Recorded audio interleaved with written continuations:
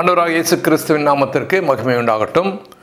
இந்த மனமகிழ்ச்சி நாள் காலை வேளையிலும் கூட தேவ சமூகத்தில் வந்திருக்கிற தேவ பிள்ளைகள் அனைவரையும் நம்முடைய அருமை ஆண்டவர் இயேசு கிறிஸ்துவின் இனிய நாமத்திலே வாழ்த்தி வரவேற்கிறேன். இந்த நாளிலும் கூட உங்களோடு பகிர்ந்து கொள்ளும்படியாக கர்த்தர் எனக்கு கொடுத்த ஒரு அருமையான செய்தி. இந்த செய்தியினுடைய தலைப்பு கஷ்டங்களை மாற்றும் கிறிஸ்து. ஹல்லேலூயா, ஸ்தோத்திரம். Christ turns the troubles. Christ turns the troubles into triumph. கஷ்டங்களை வெற்றியாக மாற்றும் கிறிஸ்து. ஹல்லேலூயா, ஸ்தோத்திரம். அன்பானவர்களே, நம்முடைய வாழ்க்கையில் கிறிஸ்துவுக்கு நம்முடைய வாழ்க்கையை ஒப்பு கொடுக்கும் பொழுது கஷ்டமே இல்லாத வாழ்க்கையை கிறிஸ்து கொடுப்பார் என்று எதிர்பார்ப்பது தவறு. அதே நேரத்தில் கிறிஸ்துவுக்கு நம்முடைய வாழ்க்கை ஒப்பு கொடுத்தால் நம்முடைய வாழ்க்கை முழுவதும் கஷ்டமாக இருக்கும் என்று நினைப்பதும் தவறு. அன்பானவர்களே, பாருங்கள், நம்முடைய வாழ்க்கையில் கஷ்டமே இல்லைன்னாலும் அதுவும் கஷ்டம்தான். ஆகவே கஷ்டங்கள் உண்டு. நம்முடைய கிறிஸ்து கஷ்டங்களை மாற்றுவார். எப்படி மாற்றுவார்? கஷ்டங்களை நமக்கு இஷ்டமாக மாற்றுவார். கஷ்டத்தை நாம் விரும்பி அதை எதிர்கொள்ளத்தக்கதாக கஷ்டங்களை மாற்றுவார். ரெண்டாவது, கஷ்டங்களே இல்லாமல் போகவும் அவரால் செய்ய முடியும். கஷ்டம் வரும், கஷ்டம் வராமல் இருக்காது. கஷ்டம் வரும், அதை அப்படியே தவிடுபடியாக இல்லாமல் செய்யவும் நம்முடைய கிறிஸ்துவால் முடியும். ஹல்லேலூயா. ஆகவே இந்த காரியங்களை குறித்து, கிறிஸ்தவ வாழ்க்கையிலே கஷ்டங்கள் என்கிற இந்த காரியத்தை குறித்து கர்த்தருடைய வசனத்தின் வெளிச்சத்தில் இந்த நாளிலே நம்முடைய ஆவிக்குரிய ஜீவியத்திற்கு பிரயோஜனமாக நாம் இன்றைக்கு தியானிக்கலாம். நிறைய இந்த சப்ஜெக்டில் தியானித்து இருக்கிறோம். ஆனால் இன்றைக்கு ஒரு விசேஷமான தியானத்தை உங்கள் முன் வைக்க நான் விரும்புகிறேன். கர்த்தருக்கு ஸ்தோத்திரம். கர்த்தருடைய வசனத்தின் அடிப்படையில் இப்போ நம்ம பார்க்கலாம். முதலாவதாக, கஷ்டங்களை இஷ்டமாக மாற்றும் கிறிஸ்து. ஹல்லேலூயா, ஸ்தோத்திரம். நம்ம பார்க்கலாம், மத்தேயு 5வது அதிகாரம். மத்தேயு 5வது அதிகாரத்தில் நம்ம ஆண்டவராக இயேசு கிறிஸ்து நம்முடைய மலைப்பிரசங்கத்திலே சொன்னார். மத்தேயு 5வது அதிகாரம் 10-11 வசனத்தை வாசிக்கலாம். நீதி நிமித்தம் துன்பப்படுகிறவர்கள் பாக்கியவான்கள், பரலோக ராஜ்யம் அவர்களுடையது. என் நிமித்தம் உங்களை நிந்தித்து துன்பப்படுத்தி பலவிதமான தீமையான மொழிகளையும் உங்கள் பேரில் பொய்யாய் சொல்வார்களானால் பாக்கியவான்களாக இருப்பீர்கள். என்ன சொல்லிட்டார் ஆண்டவர்? என் நிமித்தம், சுவிசேஷத்து நிமித்தம் நீங்கள் கஷ்டப்பட்டால் நீங்கள் பாக்கியசாலிங்க, பரலோக ராஜ்யம் உங்களுக்கு கொடுக்கப்படும் அப்படின்ட்டார். அப்போது யார் தான் கஷ்டத்தை வானான்னு சொல்லுவான்? சொல்லுங்கள். பரலோக ராஜ்யம் உங்களுக்கு கொடுக்குறேன், என் நிமித்தம் வருகிற கஷ்டத்தை நீங்கள் சகித்தால் பரலோக ராஜ்யத்தை உங்களுக்கு கொடுப்பேன்னு சொல்லிட்டார்னா, பரலோக ராஜ்யம் கிடைக்குதுன்னா எப்படிப்பட்ட கஷ்டம் இந்த உலகத்தில் வரட்டுமே அப்படின்னு தான், கஷ்டம் வரட்டும்னு தான் நினைப்பாங்க. ஹல்லேலூயா. ஆகவே நம்முடைய ஆண்டவர் என்ன சொல்கிறாருன்னா, கிறிஸ்துவுக்காக, சுவிசேஷத்திற்காக, கர்த்தருடைய நீதி நேர்மைக்காக நாம் வைராக்கியமாக நிற்கும்போது நிச்சயமாக நீதி இல்லாத பாவத்தில் மூழ்கி கிடக்கிற இந்த உலகம் நிச்சயமாக நம்ம எதிர்க்கும். ஏன்னா நம்முடைய பிரின்சிபலுக்கு எதிரான பிரின்சிபலில் இந்த உலகம் நிற்கிறது. ஆகவே டெஃபினெட்லி அது எதிர்க்கும், நமக்கு சில கஷ்டங்களை கொடுக்கும். அப்படி நமக்கு கஷ்டங்களை கொடுக்கும் பொழுது அப்போ தான் நமக்கு தெரியும் நம்ம நீதிக்காக நிற்கிறோம் என்கிறது. உலகத்தோடு ஒத்துவாழ் என்று சொல்லி உலகத்தினுடைய அநீதிக்கு நாம் ஒத்து வாழ்ந்தால் நமக்கு உலகம் கொடுக்கிற கஷ்டம் வராது.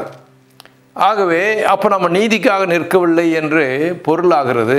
நாம் நீதிக்காக நிற்கும் பொழுதுதான் பரலோக ராஜ்யம் நமக்கு கிடைக்கும் என்பதை கிறிஸ்து இங்கே தெளிவுபடுத்துகிறார்.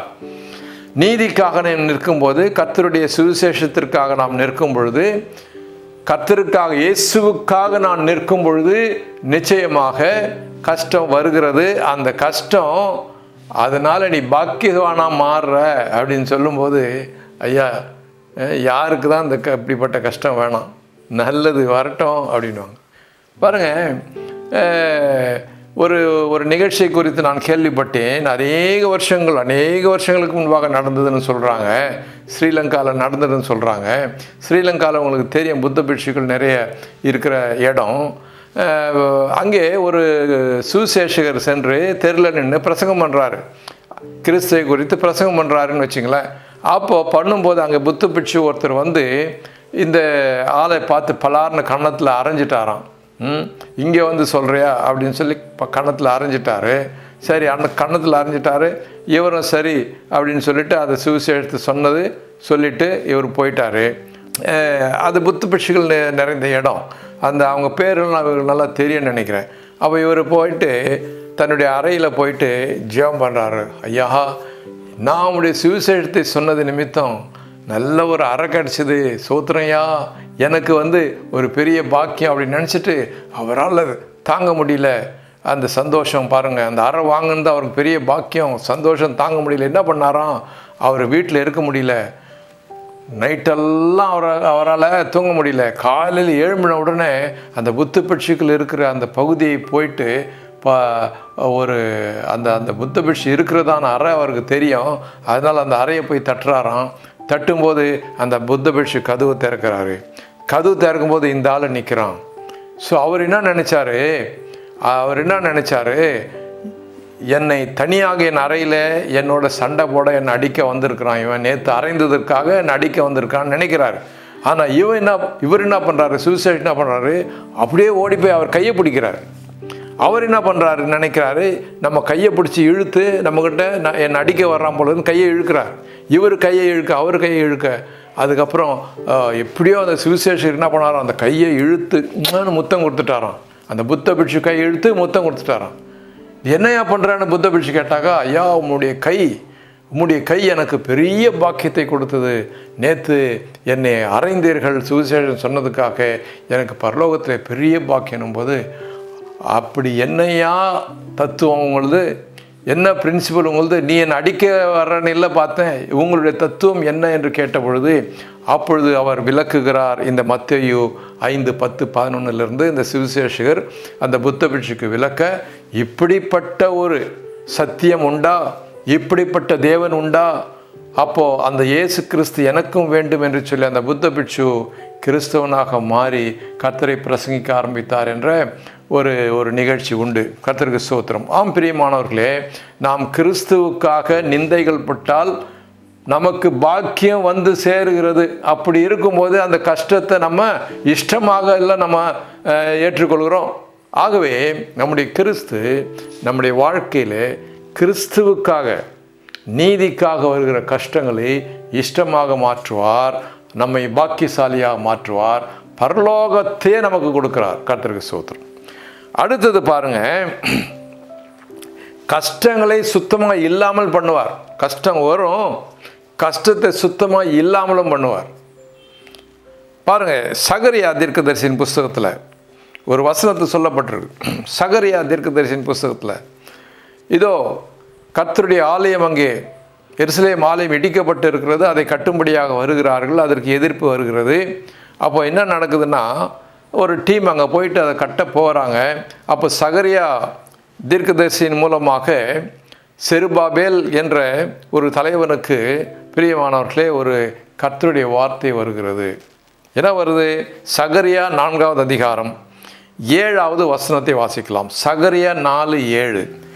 பெரிய பர்வதமே, நீ எம்மாத்திரம், செருபாபேலுக்கு முன்பாக நீ சமபூமி ஆவாய், தலைக்கல்லை அவன் கொண்டு வருவான், அதற்கு கிருபை உண்டாவதாக என்று ஆர்ப்பரிப்பார்கள் என்றார். ஸ்தோத்திரம். அப்போ சகரியா 4:7 என்ன சொல்கிறாரு? பெரிய பர்வதம், நமக்கு முன்பாக இருக்கிற பெரிய பர்வதம்னு சொன்னால் பெரிய தடை, செருபாபேலுக்கு முன்பாக நிற்கிற பெரிய தடையே நீ எம்மாத்திரம் செருபாபேலுக்கு, கர்த்தர் உன்னை தரைமட்டமாக்கி போடுவார்.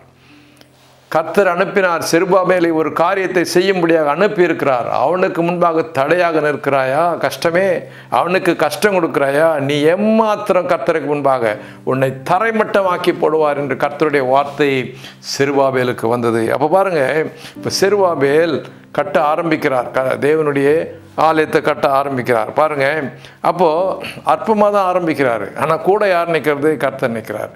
செருபாபேல் ஒரு சின்ன டீம் கட்ட ஆரம்பிக்கிறாராம். ஆனால் பாருங்க, இங்கே என்ன சொல்லுது 10வது வசனத்தில், அற்பமான ஆரம்பத்தின் நாளை யார் அசட்டை பண்ண முடியும்? பூமி எங்கும் சுற்றி பார்க்கிறவைகளாகிய கர்த்தருடைய 7 கண்களும் செருபாபேலின் கையில் இருக்கிற தூக்கு நூலை சந்தோஷமாய் பார்க்கிறது. ஹல்லேலூயா. செருபாபேல் கையில் ஒரு தூக்கு நூல் இருக்கிறது. பாருங்கள், இப்போது மேசன் கட்டடம் கட்டும்போது ஒரு செவர் கட்டினார்னா அதை வந்து நேராக இருக்கான்னு தூக்கு நூல் வச்சு தான் பார்ப்பாங்க இல்லையா? தூக்கு நூல் வச்சு தான் பார்க்குறாங்க மேஸ்திரி. கட்டுமானம் செய்கிறவங்க தூக்கு நூல் வச்சு தான் இந்த சுவர் ஸ்ட்ரெயிட்டாக இருக்கான்னு பார்ப்பாங்க. அதுபோல் நம்முடைய கிரியைகள், பிரியமானவர்களே, நம்முடைய கிரியைகள் நேராக இருக்கிறதா, தேவ சித்தத்துக்கு ஏற்றதாக இருக்கிறதா, தேவ சித்தத்தின்படி சரியாக நம்ம கட்டுகிறோமா என்பதை கர்த்தர் தூக்கு நூல் வைத்து பார்க்கிறார். ஹல்லேலூயா, ஸ்தோத்திரம். தேவ சித்தத்துக்கு மாறாக நம்ம எதனா செய்கிறோமா, இல்லை சரியா தேவ சித்தத்துக்குன்படி நம்ம செய்கிறோமா? தேவனுடைய ராஜ்யத்திலே, சுவிசேஷ ஊழியத்திலே, தேவனுடைய ராஜ்யத்தை கட்டுகிற பணியில தான் ஈடுபட்டு இருக்கிறோம். அதையும் கூட நம்ம செவ்வையாய் செய்யணும், கரெக்டாக செய்யணும். கர்த்தருடைய கண்கள் நம்ம கையில் இருக்கிற தூக்கு நூலை பார்க்கும். கர்த்தருடைய கைகள் நம்முடைய கையில் இருக்கிற தூக்கு நூல், நம்ம தூக்கு நூலை வச்சு நேராக வச்சு கர்த்தருடைய வேலையை நம்ம செய்யணும். அதை பார்ப்பார். அப்போ நம்ம தூக்கு நூல் ஸ்ட்ரெயிட்டாக இருந்ததுன்னா யாரும் நமக்கு எதிராக நிற்க முடியாது. உனக்கு விரோதமாக எழும்புகிற எல்லா ஆயுதங்களும் வாய்க்காதே போவோம். ஹல்லேலூயா. கர்த்தருக்கு சேவை செய்கிறவர்களுடைய, கர்த்தருடைய ஊழியக்காரனுடைய சுதந்திரம் இது என்ற வசனம் சொல்கிறது. ஆகவே பிரியமானவர்களே, உங்களுக்கு எதிராக வருகிற கஷ்டத்தை, தேவனுடைய ராஜ்யத்தை கட்டுகிற பணியில் உங்களுடைய ஆன்மீக வாழ்க்கையை, உங்களுடைய ஆவிக்குரிய ஜீவியத்தை கிறிஸ்துவுக்குள் நீங்கள் கட்டி எழுப்பும்போது, அதை செவ்வையாய் செய்யும் பொழுது, கர்த்தருடைய வசனத்தின்படி நீங்கள் செய்யும்போது ஒரு தடையும் உங்களை நிறுத்த முடியாது, ஒரு கஷ்டமும் உங்களை கவிழ்க்க முடியாது, உங்கள் காலை வார முடியாது.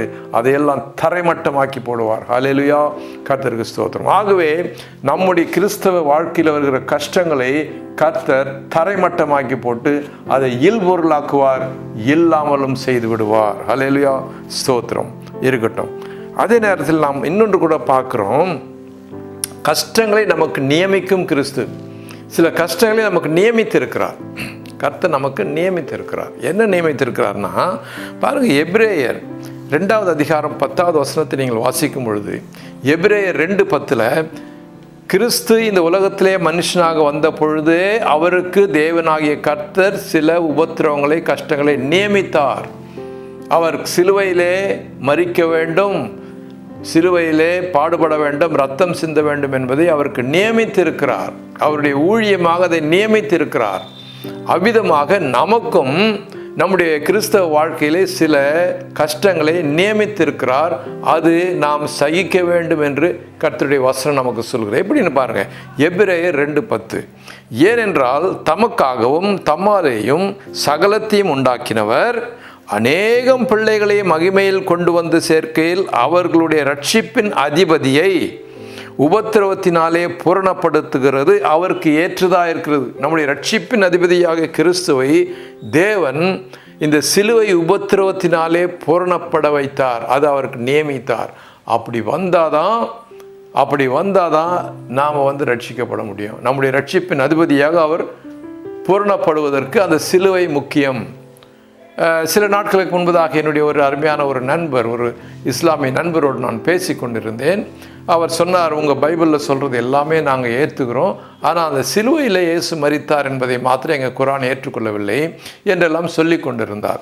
நான் சொன்னேன், சிலுவையில் கிறிஸ்து மரித்ததை ஏற்றுக்கொள்ளவில்லை என்றால் கிறிஸ்து இந்த உலகத்திலே வந்தது வீண் தேவையில்லை. சிலுவை இல்லாமல் கிறிஸ்து இந்த உலகத்திலே தேவையில்லை. அவர் ஒரு சன்மார்க்க ஒரு நெறியை போதித்து விட்டு செல்வதற்கு அவர் வரவில்லை. எத்தனையோ பேர் சொல்லிட்டாங்க, எத்தனையோ பேர் சன்மார்க்க உபதேசங்களை கொடுத்து விட்டார்கள். அதனால் அவரும் இன்னொரு சன்மார்க்க நெறியை போதித்து விட்டு போக வரவில்லை. அவர் வந்தது நம்முடைய பாவங்களை நீக்க, நம்மை தேவனோடு நாம் சேர வேண்டும் என்றால் நம்முடைய பாவங்களை நீக்க சிலுவையில் மரிப்பதற்காகவே வந்தார். அதை எடுத்து போட்டுட்டா அவருடைய இந்த உலக அவதாரத்துக்கு, அவருடைய வந்ததற்கு அர்த்தமே கிடையாது என்று அவருக்கு நான் விளக்கம் கொடுத்தேன். பிரியமானவர்களே, ஸோ இந்த சிலுவையை பிதாவாகிய தேவன் கிறிஸ்துவுக்கு நியமித்தது போல நமக்கும் நம்முடைய கிறிஸ்தவ வாழ்க்கையிலே கிறிஸ்துவோடு சேர்ந்து சில பாடுகளை அனுபவிக்க நியமித்திருக்கிறார். அந்த பாடுகளை நாம் அனுபவிக்கும் பொழுதுதான் கிறிஸ்துவை எப்படி உயிரோடு எழுந்த பிறகு மகிமைப்படுத்தி இருக்கிறாரோ நாமும் அவரோடு சேர்ந்து மகிமைப்படுவோம் என்று நாம் ரோமர் 8வது அதிகாரம் 17வது வசனத்தில் நாம் பார்க்கிறோம். பாருங்கள், ரோமர் 8:17 நாம் பிள்ளைகளானால் சுதந்திரமாமே, தேவனுடைய சுதந்திரம் கிறிஸ்துவுடன் சுதந்திரமாமே. கிறிஸ்துவுடனே கூட நாம் மகிமைப்படும்படிக்கு அவரோட கூட பாடுபட்டால் அப்படியாகும். ஸோ கிறிஸ்து எப்படி பாடுபட்டாரோ அதுபோல் நமக்கும் சில பாடுகளை கிறிஸ்துவுக்காக, சுவிசேஷத்திற்காக, சத்தியத்திற்காக பாடுபட வேண்டிய சிலவற்றை நியமித்திருக்கிறார். அதை நாம் சந்தோஷமாக அனுபவித்தால் கிறிஸ்துவோடு மகிமைப்படுவோம். கர்த்தருக்கு ஸ்தோத்திரம். பாருங்கள், இன்னொரு விஷயத்தை நாம் பார்க்க வேண்டும். அநேக நேரங்களிலே நாம் ரொம்ப முக்கியமான பாயிண்ட் இது. பாருங்கள், அநேக நேரங்களில் கஷ்டத்தை நாம் வருவித்து கொள்கிறோம். நாம் வருவித்து கொள்ளும் கஷ்டம் பாருங்கள். முதலாவது நான் என்ன சொன்னேன்? கஷ்டங்களை இஷ்டமாக கிறிஸ்து மாற்றுகிறார். ரெண்டாவது என்ன சொன்னேன்? கஷ்டங்களை இல்லாமல் ஆக்க செய்வார். பெரிய பர்வதமே நீ தரைமட்டமாவாய். மூன்றாவது, நமக்கு சில கஷ்டங்களை நியமித்திருக்கிறார். அதை நம்முடைய சப்ஜெக்ட், நம்ம சிலபஸில் அது இருக்குது. அது நம்ம கிறிஸ்து எப்படி சிலுவையை அனுபவித்தாரோ அப்படி நாமும் அனுபவித்து, நாம் அவர் எப்படி உயிரோடு எழுந்து மகிமைப்பட்டார் அப்படி நாமும் மகிமைப்பட வேண்டும். நியமித்திருக்கிற கஷ்டங்கள். நாலாவது, நாம் நம்முடைய அசட்டுத்தனத்தினாலே இல்லை புத்தியினத்தினால என்ன சொல்லணுமோ சொல்லுங்கள், நாம் வருவித்து கொள்ளுகிற கஷ்டம். எப்படின்னு சொன்னால் பாருங்கள், நம்ம கிறிஸ்தவர்கள், கிறிஸ்துவுக்காக நாம் ஜீவிக்கிறோம், சுவிசேஷத்திற்காக நாம் ஜீவிக்கிறோம். அப்படி இருக்கும் பொழுது பிசாசானவன் இந்த சுவிசேஷத்திற்கு மாறான, கிறிஸ்துவுடைய நீதிக்கு மாறான சில காரியங்களை நம்முடைய வாழ்க்கையிலே கொண்டு வருவான். இப்போ தேவ சித்தம் இல்லை, கிறிஸ்துவுக்கு பிரியமல்ல, வசனத்துக்கு ஏற்புடையது அல்ல என்று நமக்கு தெரிந்தும் கூட அவற்றை நம்முடைய வாழ்க்கையிலே நாம் அனுமதிக்கிறோம். அனுமதிக்கும் பொழுது கஷ்டம் வருது. இப்போ என்ன சொல்கிறது? இது கர்த்தர் நியமித்த கஷ்டமா? நாமே வருவித்து கொள்கிற கஷ்டம். அதனால தான் சொல்கிறாரு யாக்கோபு 4வது அதிகாரம் 7வது வசனத்தில், யாக்கோபு 4:7 சொல்கிறாரு, ஆகையால் தேவனுக்கு கீழ்ப்படிந்திருங்கள், பிசாசுக்கு எதிர்த்து நில்லுங்கள், அப்பொழுது அவன் உங்களை விட்டு ஓடி போவான். பிசாசுக்கு எதிர்த்து நிற்கணும். நம்ம தேவனுக்கு கீழ்ப்படிந்து அவருடைய வசனத்தின்படி நடந்து கொண்டு இருக்கும் பொழுது பிசாசு சில காரியங்களை கொண்டு வருவான். ஆனால் அது தேவ நீதிக்கு உகந்ததல்ல, வசனத்துக்கு உகந்ததெல்லாம் தெரிஞ்சும் கூட நம்ம அனுமதிக்கிறோம். சில நேரங்களில் நம்முடைய பிள்ளைகள் மூலமாக சில காரியங்கள் வரும். பிள்ளையை கண்டிக்க முடியல, அனுமதிக்கிறோம் இல்லையா? இல்லை நம்முடைய இச்சையின் காரணமாக சில காரியங்கள் வரும். நம்ம என்ன பண்ணுறோம்? அப்படியே சைலண்ட்டாக அதை அனுமதிக்கிறோம். இவ்விதமாக பிசாசு கொண்டு வருகிற சில சோதனையான காரியங்களை நாம் கிறிஸ்துவுக்கு எதிரானது, வசனத்திற்கு எதிரானது என்று தெரிந்தும் கூட அதை அனுமதிக்கிறோம். அது நாமே வருவித்து கொள்கிற கஷ்டம். ஆகவே அந்த நாமே வருவித்து கொள்கிற கஷ்டத்துக்கு நாம் அனுமதிக்கக்கூடாது. முளையில் கிள்ளி போட வேண்டும். நிப் அட் த பட். அப்படிப்பட்ட இச்சையை, சோதனையை யார் மூலமாகவோ, நம்முடைய நண்பர்கள் மூலமாகவோ, பிள்ளைகள் மூலமாகவோ, பெற்றோர் மூலமாகவோ, ஏதாவது உன்னை கிறிஸ்துவுக்கு பிரியமில்லாத, வசனத்துக்கு ஏற்புடையது இல்லாதது நம்முடைய வாழ்க்கையிலே பிசாசு கொண்டு வந்து நுழைக்க முயற்சி செய்யும் பொழுது எதிர்த்து நில்லுங்கள். அதை முளையிலேயே கிள்ளி போடுங்கள். அப்போ உங்களுக்கு கஷ்டம் வராது. கர்த்தர் உங்களை பாதுகாத்து கொள்வார். உங்களுக்கு நஷ்டம் வருவது போல தோன்றினாலும் கூட அதை நீங்கள் எதிர்த்து நில்லுங்கள். பிசாசுக்கு எதிர்த்து நில்லுங்கள். ஒரு தடவை நீங்கள் எதிர்த்து நின்னீங்கன்னா அதுக்கப்புறம் வரமாட்டான், ஓடி போவோம். அந்த கஷ்டம் உங்களுக்கு வராது. ஹல்லேலூயா. ஆகவே இதற்காக நம்ம என்ன செய்யணும்னா, அதுதான் அப்போஸ்தலனாகிய பவுல் சொல்லியிருக்காரு, சர்வாயுத வர்க்கத்தை தரித்து கொள்ளுங்கள். ரட்சணை என்னும் தலைச்சிராக எப்பவும் இருக்கணும். தேவ வசனமாகிய பட்டயம் கையில் இருக்கணும். இப்படிப்பட்ட காரியங்களை நாம் நம்மை முழுமையாக கர்த்தருடைய சர்வாயுத வர்க்கத்தினாலே மூடிக்கொண்டு பிசாசை எதிர்த்து நிற்கணும். கஷ்டத்தை நாம் வருவித்து கொள்ளக்கூடாது. அந்த கஷ்டம், சோதனை வரும் பொழுது எதிர்த்து நில்லுங்கள். கர்த்தர் உங்களோடு இருப்பார், ஜெயம் கொடுப்பார். ஹல்லேலூயா. ஆகவே அன்பானவர்கள், நம்முடைய கிறிஸ்தவ வாழ்க்கையிலே கஷ்டம் வரும் பொழுது அதை எப்போ தரைமட்டமாக்கணும்னு கர்த்தருக்கு தெரியும். அந்த கஷ்டங்களை அப்படியே இஷ்டமாக அவர் மாற்றுவார். ஆனால் நாம் வருவித்து கொள்ளக்கூடாது. கர்த்தர் சில கஷ்டங்களை நியமித்திருக்கிறார், அதை நாம் அனுபவிக்க வேண்டும்.